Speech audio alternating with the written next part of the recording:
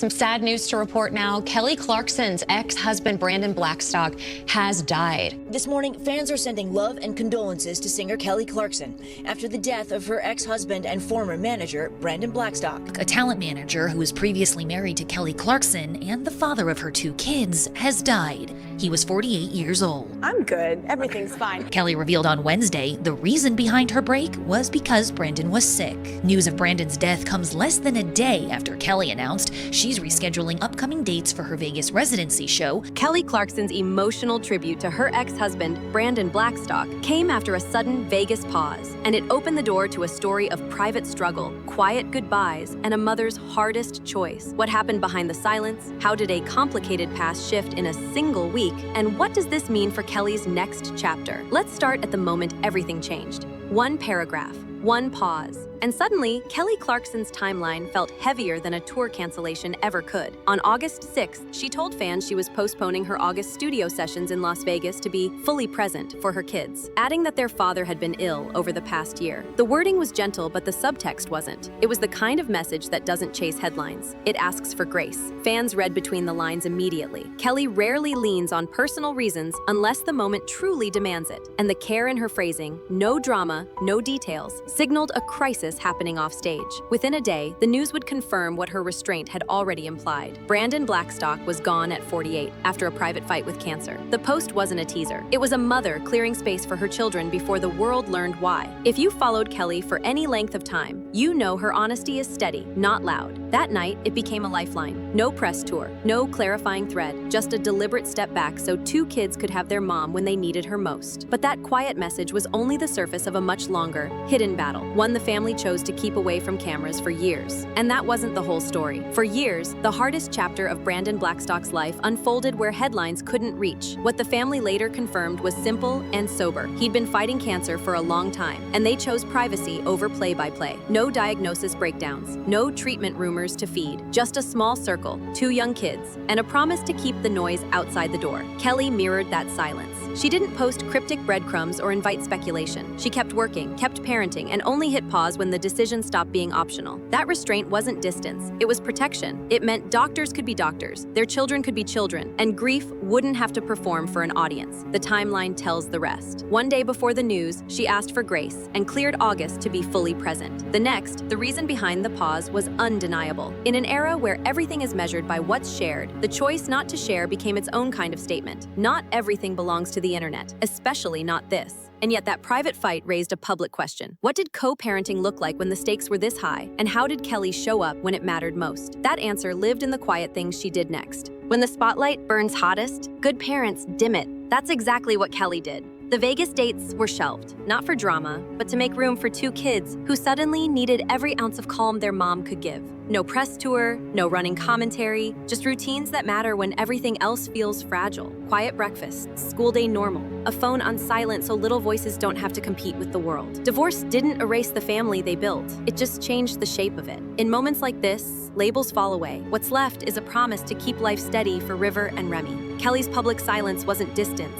It was a shield. It kept cameras out of the room, kept speculation from spilling into homework and bedtime, and let 2 children grieve in private instead of in a trending tab. The internet wanted specifics. She gave boundaries. The choice said more than any caption could. Protect the kids first. Manage everything else later. And for a fandom used to hearing her heart through songs, that restraint read louder than a statement. Because love can be loud without making noise. But to understand why this loss cuts so deep, you have to know where the story started, long before the court filings and headlines. Before the split, there was the spark, and a picture that looked, for a while, like forever. Before the headlines and hearings, there was a meet cute and a promise. They crossed paths in the mid-2000s, reconnected years later when careers overlapped and fell fast. Industry colleagues who suddenly felt like home. In 2013, they married and built a blended family that looked effortless from the outside. 2 kids arrived, milestones stacked up, and for a while, the rhythm was simple. She sang, he managed, and life moved in sync. Then real life complicated the soundtrack. Being both spouse and manager blurred lines that are hard to keep clean under normal circumstances. Impossible in a house built on deadlines, tours, and TV tapings. By 2020, with the world shut down and distractions stripped away, the gap between who they were and what they needed became impossible to ignore.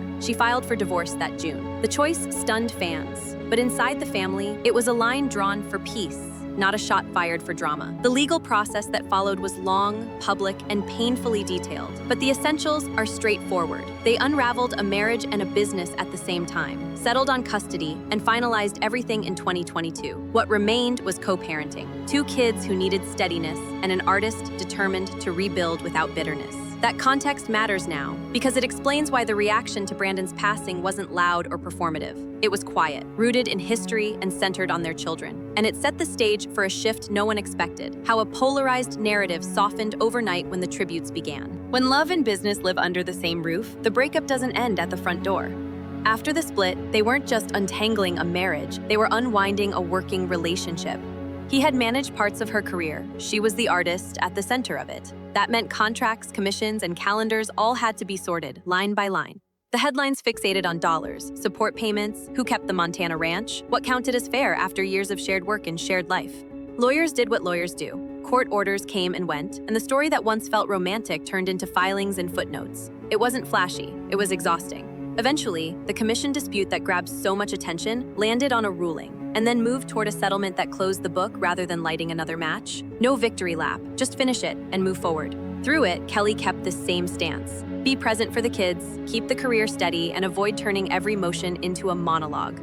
By the time the ink dried, the public drama had cooled. 2 households, clearer boundaries, less noise. That's why the reaction to Brandon's passing cut through so sharply. The old arguments went quiet in a heartbeat, replaced by something simpler: grief, memory, and a wave of messages meant for 2 children who lost their dad. And that's where the internet, surprisingly, showed its softer side. Friends should be ridden people. Grief moved faster than news. Within hours, timelines filled with memories, old photos, and short messages that said more with a few words than a press release ever could.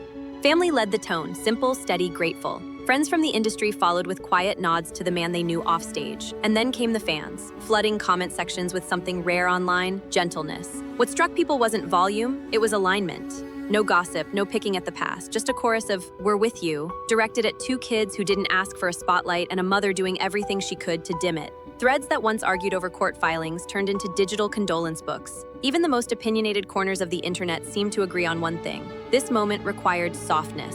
Kelly didn't rush to the mic. She didn't need to. The compassion gathering around her family did the talking. Old clips resurfaced, laughs on set, a proud smile at a backstage hug, and viewers saw the story behind the headlines. Years of normal, stitched between big stages and busy calendars. For a fandom that loves how she tells the truth in songs, the silence felt like a verse you don't skip. It said, "We're grieving, but we're doing it our way. Work can wait. Childhood can't." That was the message behind the Vegas shutdown and the sudden quiet around Kelly's calendar. The team pressed pause. Venues went dark, and the to-do list that usually runs her life shrank to one line: be there for River and Remy.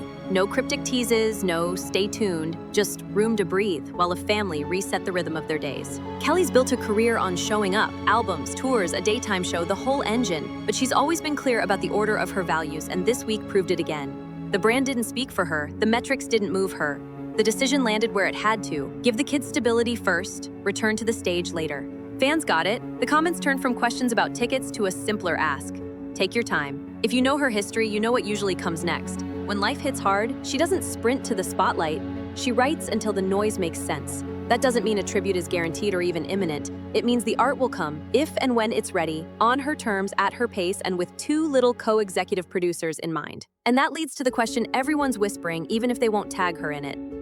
When words don't land, she writes until they do. That's been Kelly's pattern for years, turning life into melody only when the feeling is fully formed. Fans are whispering about a tribute, but here's the honest read. Nothing official, no promises, and no timeline. Grief isn't a rollout. If something comes, it won't be a stunt. It'll be a piece of her that she can stand behind when the family is ready. A tribute doesn't have to look like a spotlight moment anyway.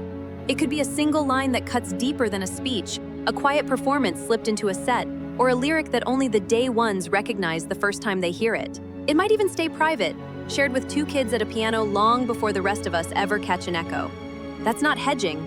That's how love behaves when it's protecting what matters. So the smart expectation is patience. Let the house get quiet. Let the calendar stay blank. The art will either arrive on its own feet or not at all, and either choice can be the right one. Because for Kelly, tribute isn't about trending. It's about truth. And that brings us to the heart of this story, the part you keep after the headlines fade. In the end, this isn't a story about headlines. It's a story about a mother who stepped off stage so 2 young hearts could breathe. A private battle, a quiet pause, and a wave of tenderness from people who understood that sometimes the bravest thing you can do is say nothing and just be there.